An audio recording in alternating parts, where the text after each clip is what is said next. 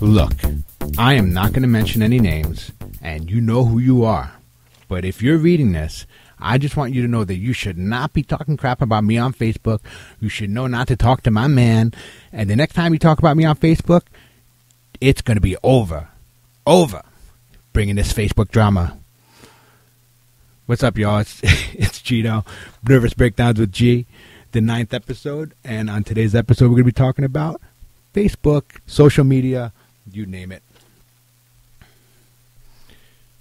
I had a few questions about this topic. Well, first let me go through the, standard stuff that I start my episode with. So, this is Nervous Breakdowns with G, the podcast where I answer your questions from a counseling standpoint. My name's Gino. I am a nationally certified counselor. I have master's degrees in counseling and clinical psychology, and I have a whole bunch of years of experience. I do this for a living, guys. I don't claim to know everything, but I know a decent amount, and I would like to share that knowledge with you. So if you have questions that you want answers to, I will be glad to have them. My email address is breakdownswithg@gmail.com. You can tweet me. Please, guys, follow me on Twitter, breakdownswithg. The Twitter handle is @breakdownswithg.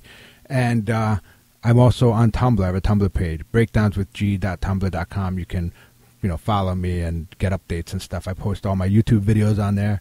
My YouTube video, incidentally, is just this with a picture attached to it. For now, I'm kind of. I started this podcast for fun. I wanted to do something creative, and I am not a broadcaster. That's probably plain to any of you listening so far, but I'm not a guy who has any training in media or radio. I'm certainly not an announcer, as you can tell by my voice. And my thick, I listen to myself on the on my podcast. I'd sometimes give it a listen just to make sure that I don't say anything stupid. And I didn't realize that I sound like this. My accent is definitely there. It's more than I thought it was. But anyway, just on a side note before I get into the main topic.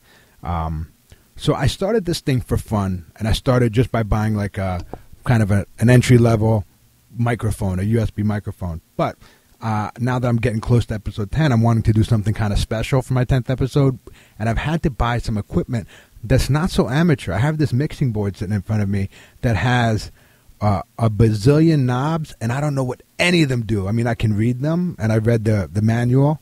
The manual did me no good at all. It definitely didn't explain what any of it does. And so, if this thing sounds really stupid, I apologize, guys. You guys are learning with me, but I need this thing in order to do the next evolution of this podcast, which will be next episode. I'm not gonna tease it, but I think it'll kind of add another element to the podcast. But so social media. The two questions I got were. Has social media changed dating or changed the way relationships go? And does social media have any impact on your mood? So, I have a lot of thoughts about that. I know that for me personally, I have to do some disclosure. Okay, I'm 35 years old.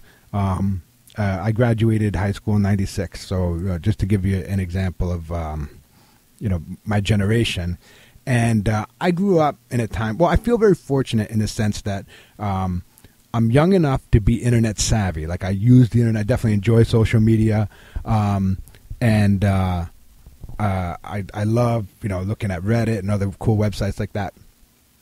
As opposed to the older generation, like my mom, she knows internet is a thing, but has never used it.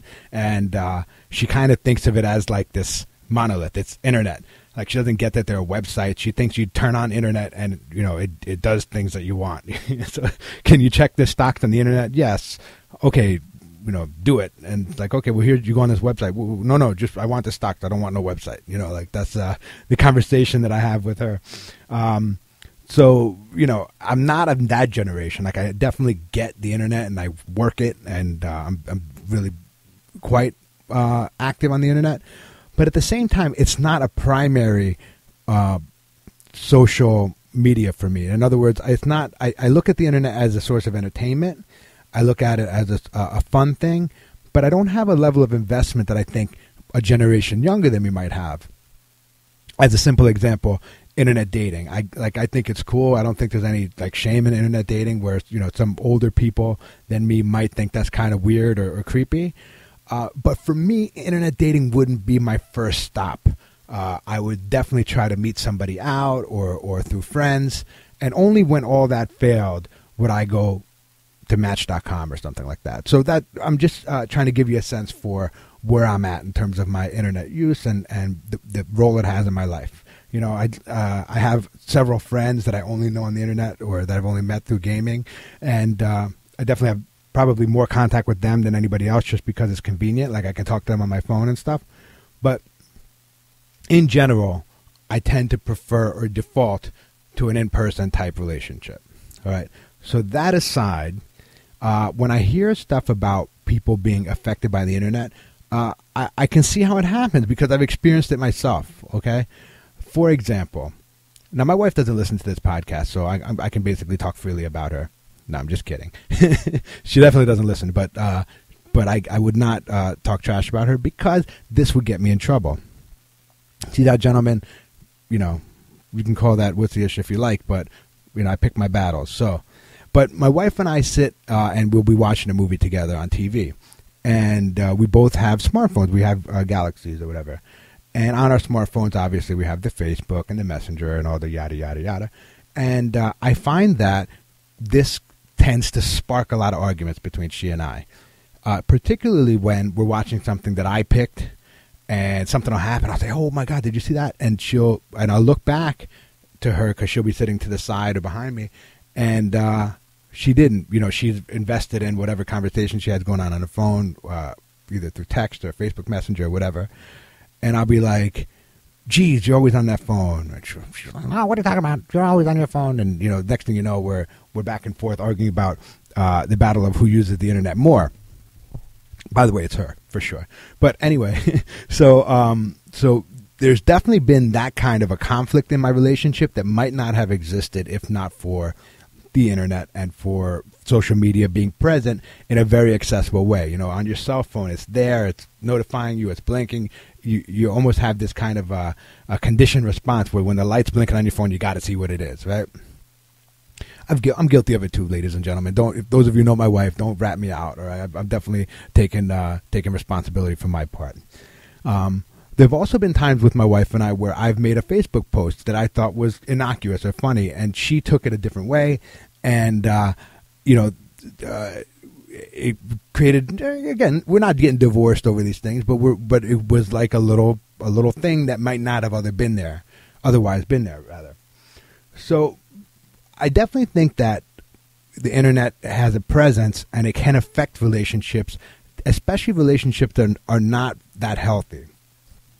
Furthermore, in my line of work, I work at a university in a crisis center, in a psychiatric, basically like not quite an emergency room, but a place where people come who are having pretty bad days, and we work very close to the main part of the university where all the young students go. Our program serves the whole community, but we're part of the university. And from time to time, we do get a university student, quite frequently, actually. But what I've noticed is that I'd say probably 50%, 60% of the students who come to us who have had a crisis after something happened on social media. Either it was their friend talked trash about them on social media.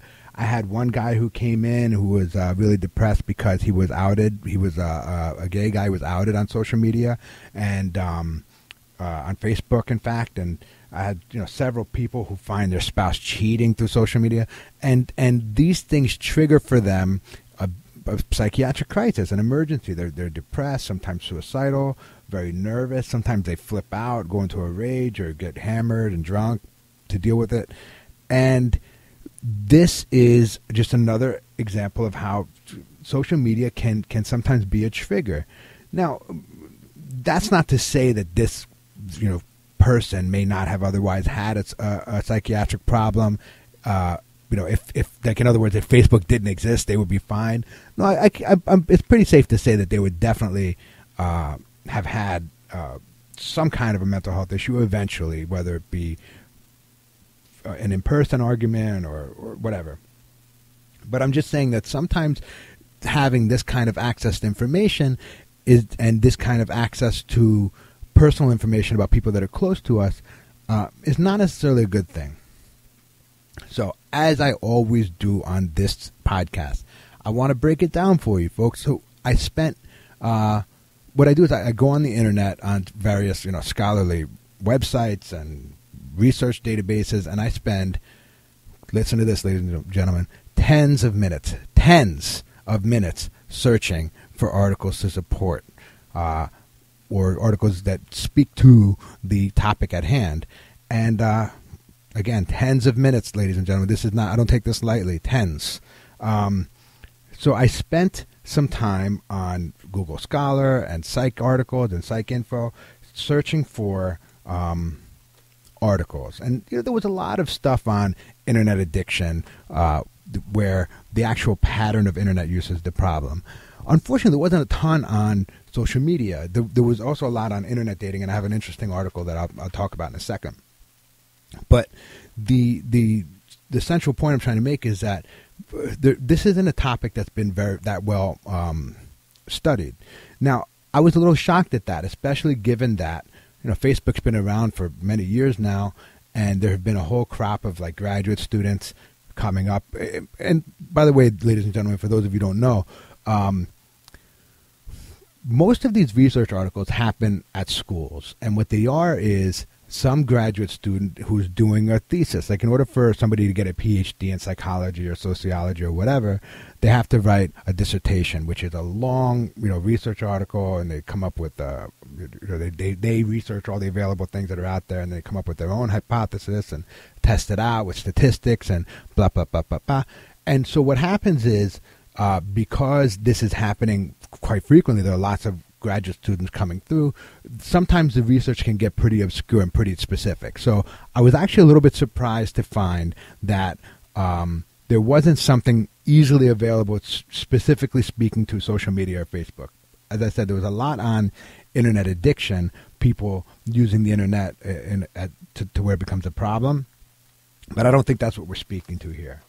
But in terms of dating, there was a really cool article I found. It was written in 2006, and it looks at internet dating and success and how self-disclosure plays a role. And what they decided was their hypothesis was that for people who are interested in being successful in internet dating, they thought disclosure would be a kind of a self-disclosure would be a kind of a really central point in that. So in other words, if I'm talking to somebody online that I want to date and I'm really interested in them, I'm going to disclose a lot about myself. And the more I disclose, the more likely I'll be to be successful in relationships. And they use this kind of a non-internet model. It's a theory about the way we form relationships. And so they looked at that and they tested people that are involved in specifically Match.com. And it's something like 400 people they studied, and they gave them surveys and found the people that were successful in relationships and unsuccessful, and looked at them from a couple of different kind of obscure qualities, like honesty and valence and some other stuff that I wasn't really that clear on. I didn't read the article that deeply. It's 25 pages, and I didn't want to get too far in the weeds with it. But they found a really interesting thing. They found that they were right. Their hypothesis was correct, that the more people disclosed, the more likely they were to be successful in dating. Now, a footnote. The way they rated success was the way the person rated success. So if the person was just interested in having one-night stands and they were doing that to their satisfaction, they were considered a success. If the person was just interested in having long-term relationships and they achieved that, then they were considered a success. So there was some subjectivity in the way they define success. But I think that's important. I think that was okay. So they found that, yes, the more the participants disclosed, the more likely they were to be successful.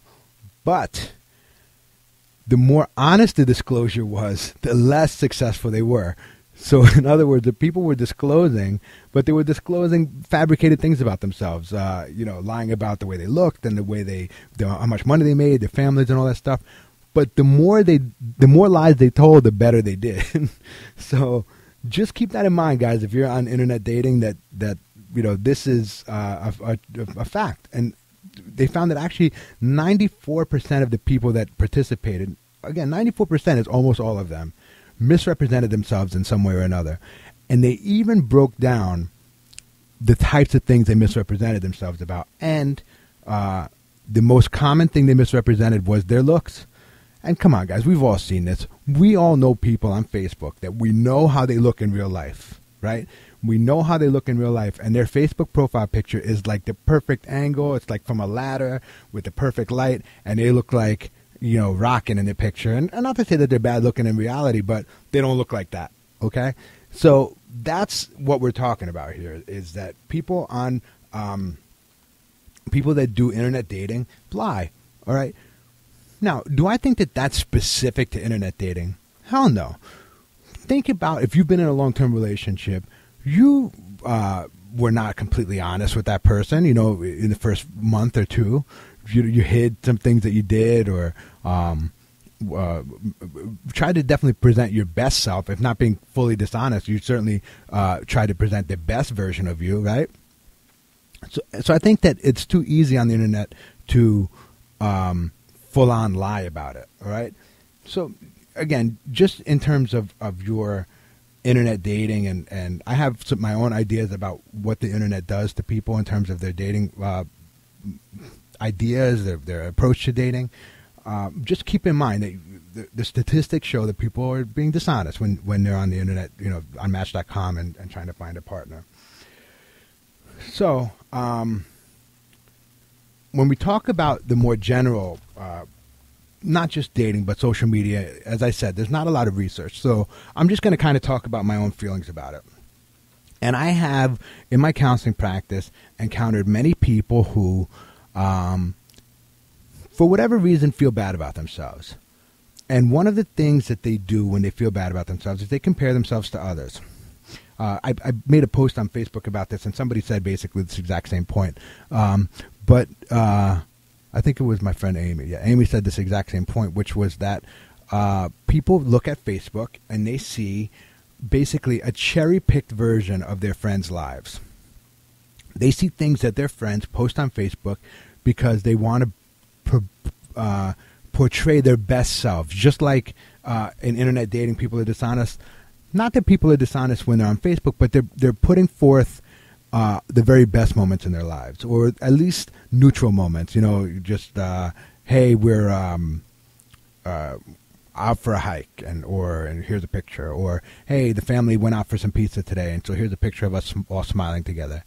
And for somebody who already may have a tendency towards feeling bad about themselves, you look at that, and what you see is everybody in your world, sometimes several hundred Facebook friends, who don't seem to have any problems. And then you look at your own life, and you have kind of the benefit of seeing all the aspects of your own life, and you see that, you and your wife scrapped this morning because the house is a mess, and you made a comment, and now you're fighting about it. Or you see that your kid, has some kind of a learning problem, and he bounces off the walls and destroys things, and you look on Facebook and the kid's always smiling and perfect and clean, or whatever that might be. But essentially, you are comparing your real self with other people's ideal selves.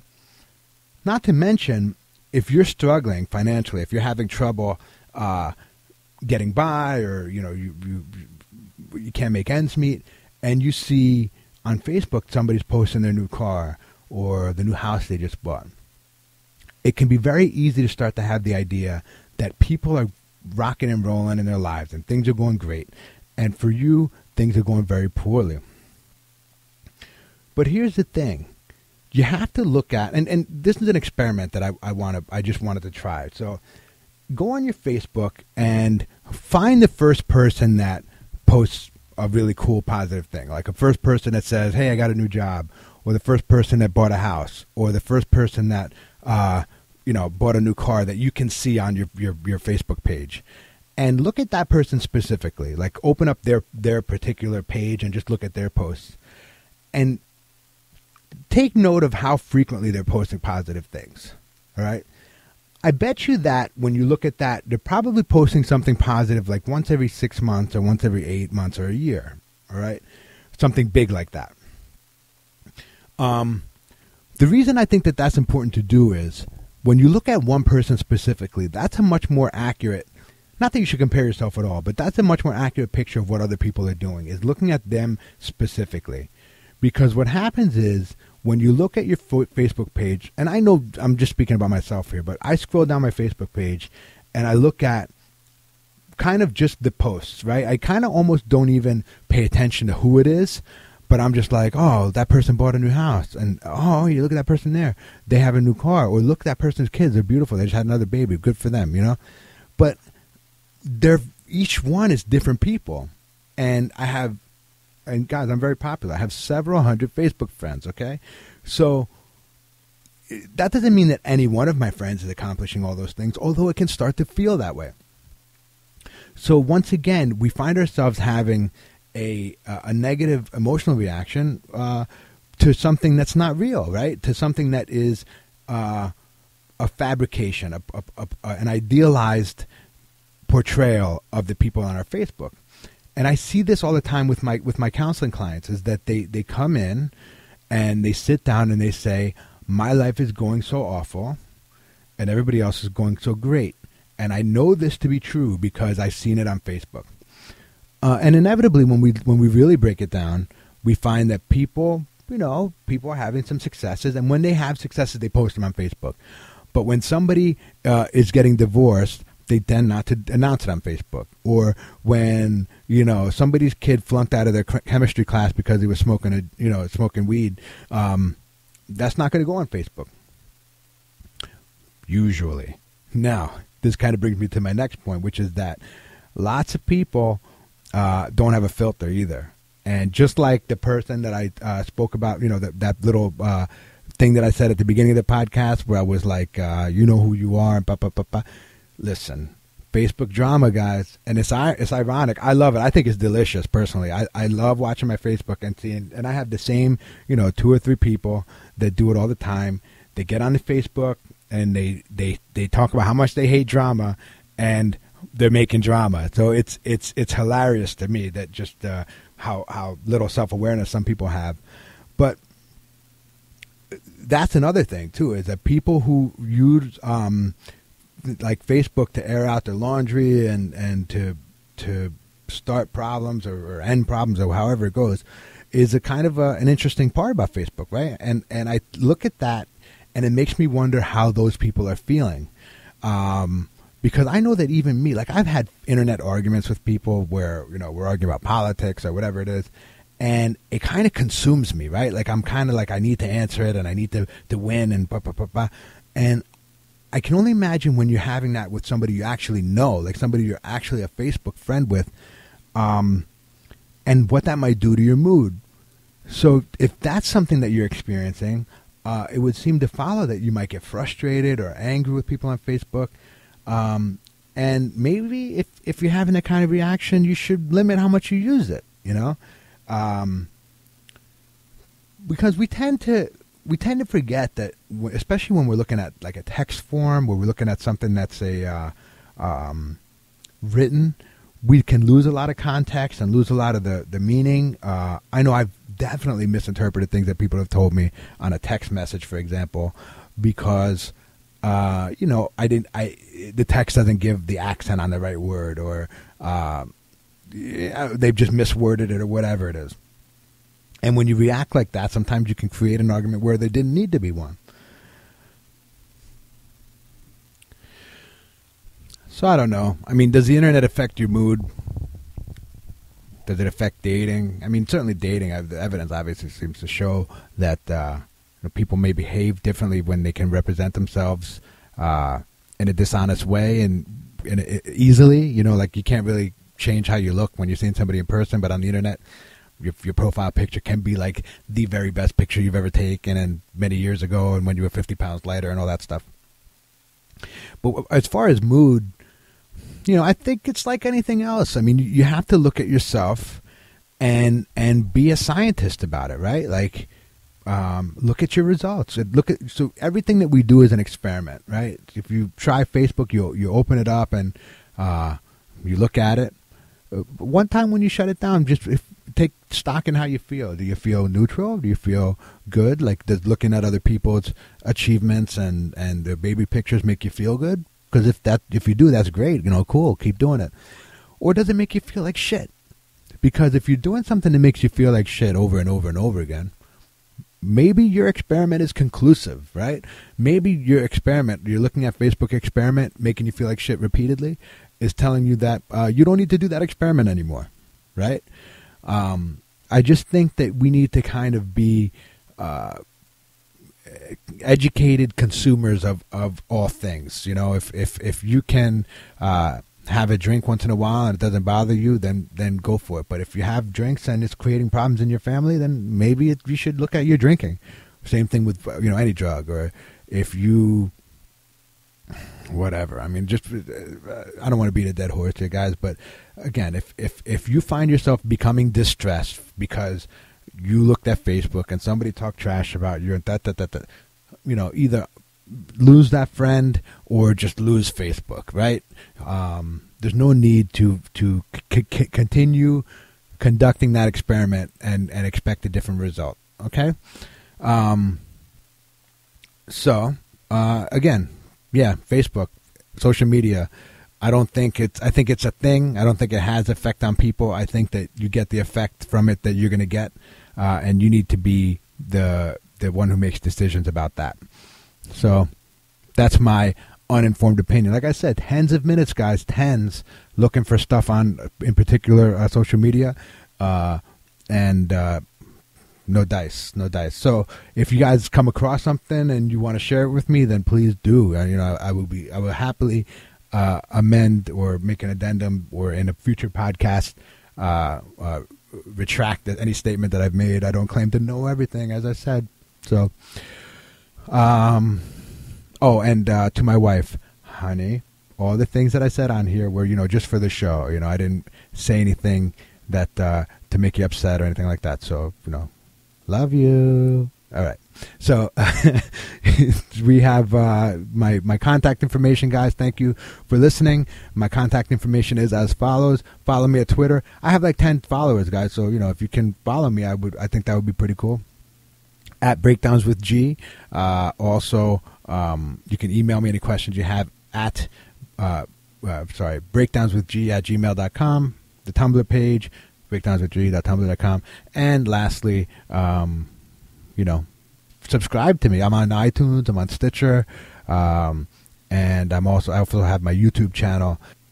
The YouTube channel, by the way, it's just the very same podcast you're listening to, with my little logo that I made in that logo that you guys see when you look at my podcast is something that I made, and that thing, for what it looks like, took me so long to make. I used this free graphic design program, and oh my god, was that complicated. Forget it. So if it looks like dog shit, it's because I'm not a graphic designer, but I'm proud of it. I think it represents the show well.